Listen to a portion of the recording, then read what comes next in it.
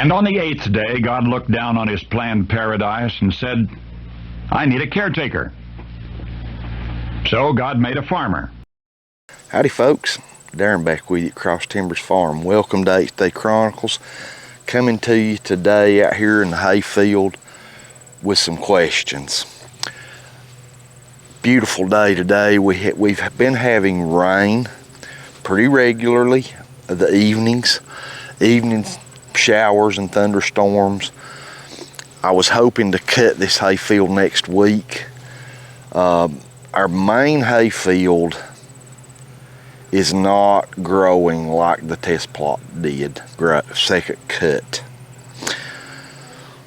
And the reason for that is the drought we've had and the high temperatures. Through May and June, we had, well, at the 1st of June, we had abundant rain. Everybody knows about the first cut, how abundant the hay was, overgrown, way past prime, because we just couldn't cut because of all the rain. Suddenly the faucet got turned off. Through June, the whole month of June and the 1st of July, the first 2 weeks of July, we were bone dry. I would say very close to drought conditions. The rain since picked back up, but I'm really afraid the damage was done.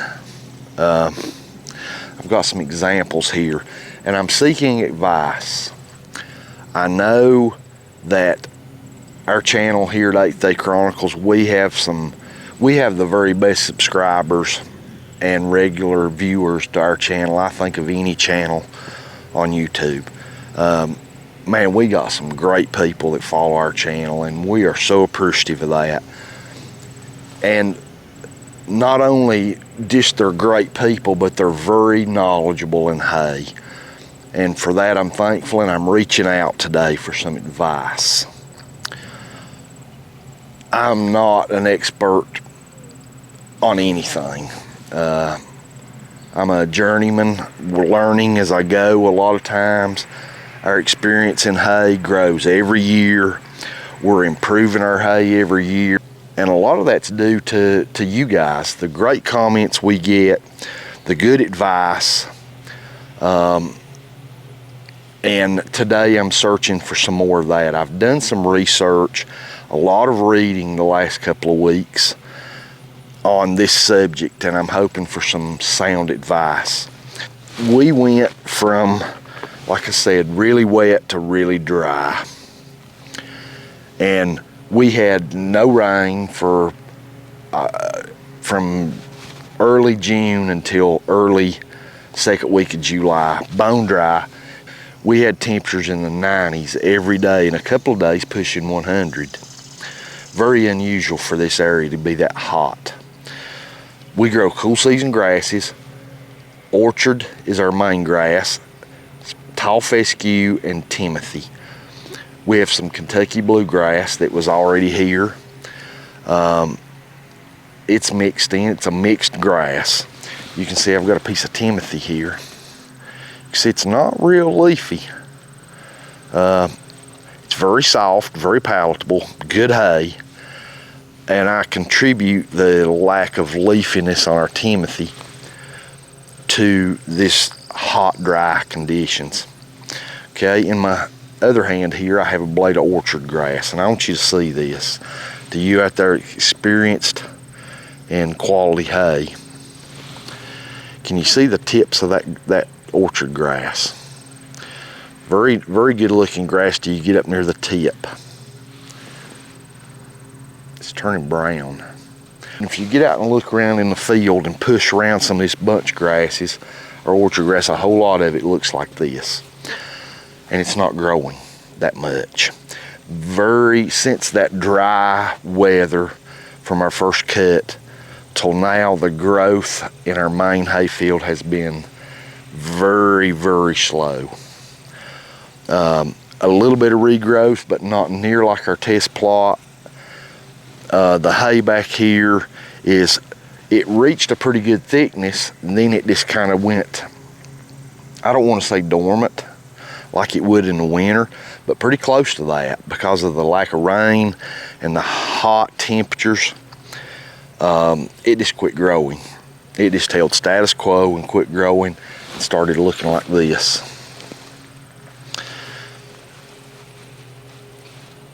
I've done a lot of research and what to do for your hay fields when they get in this condition and in these weather conditions.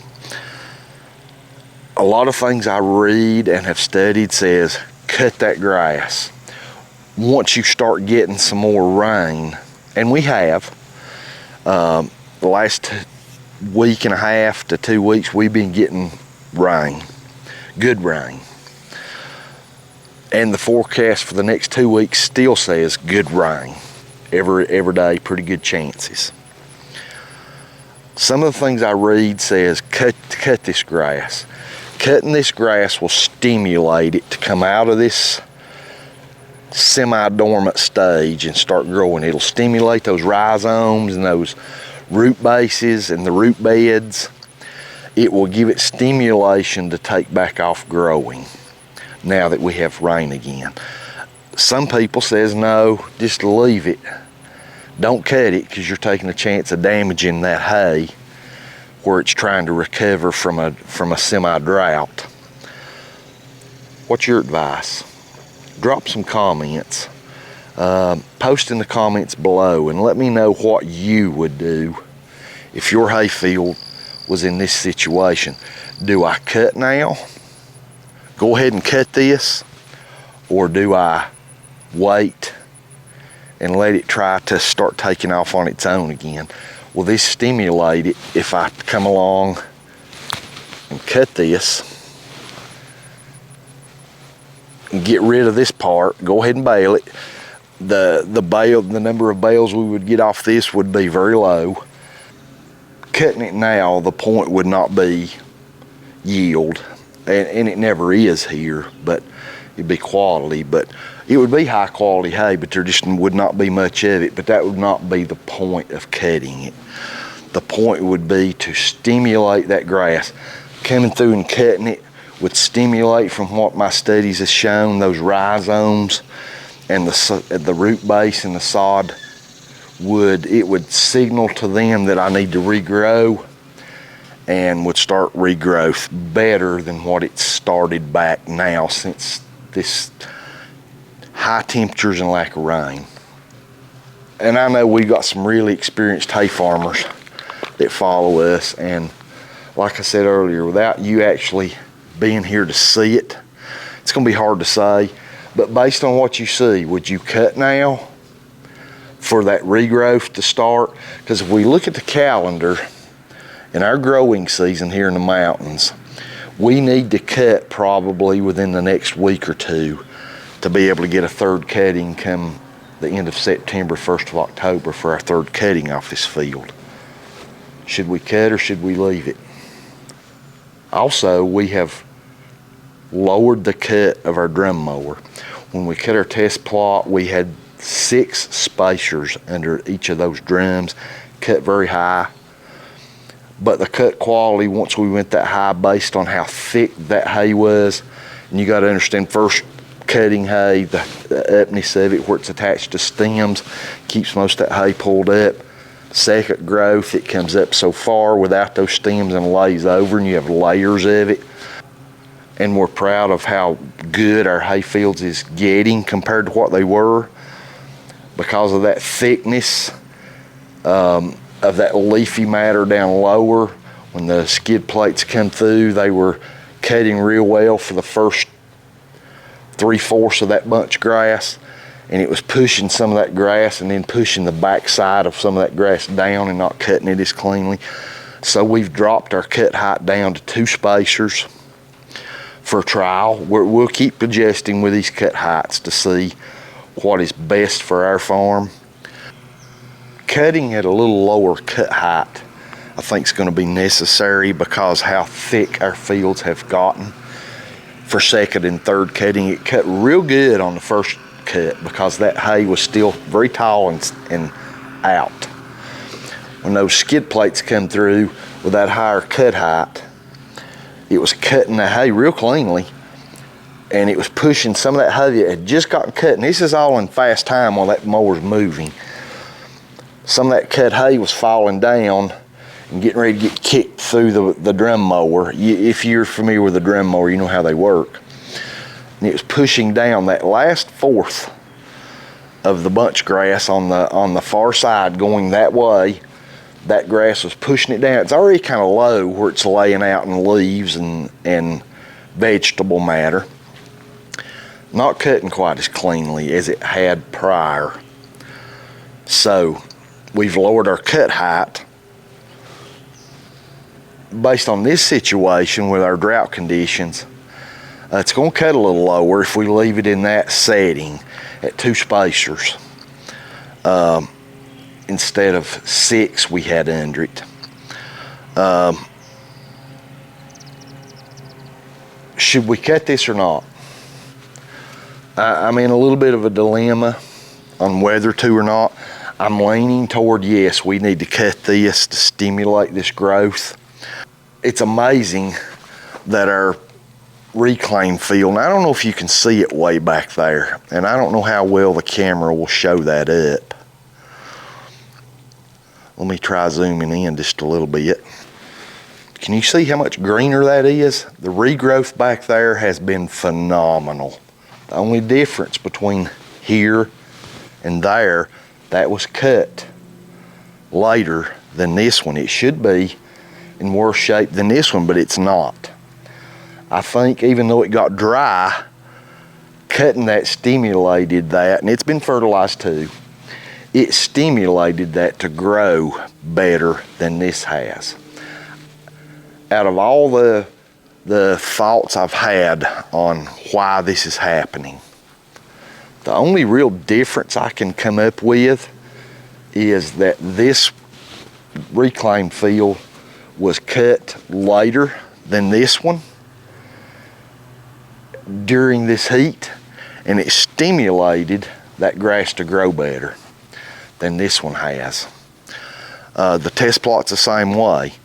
We cut our test plot 2 weeks ago, and good grief, the regrowth in that hay, that test plot is phenomenal. It's like our hay here got into that heat and quit growing and just can't come out of it. It's like even with the rain, yeah, it's growing some, but not like back there and not like up there. This is kind of an animal all of its own, it seems to be, with this drought conditions and high heat we've had. The high heat's going to be hard on the Timothy in the drought, and I realize that, and that's a reason I don't like growing Timothy. But it's very desirable in this area, and people want it, so we do have a Timothy mixture in our hay. I'm inclined to cut it maybe next week.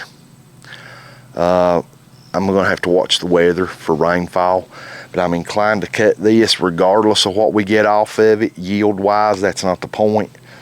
The point will be just get whatever we can get, and it'll stimulate it for our third cut later in September. It'll have August and September to really take off, hopefully with a little bit cooler temperatures and steady regular rainfall. So I'd appreciate it. Drop a comment, let us know your thoughts. If you're experienced in hay and you found yourself on your farm in this situation before, we're all learning. I am. I have not arrived yet. And if you're honest, most people haven't. But if you're not learning every day, then you need to stop and do a self-evaluation. Life is a learning curve every day, and our hay fields are no different. We learn all the time. That's what makes this so enjoyable. The learning curves and the curveballs you get thrown figuring this stuff out. Thanks for being with us. We really appreciate it. God bless you and your family. Hope y'all have a fantastic day.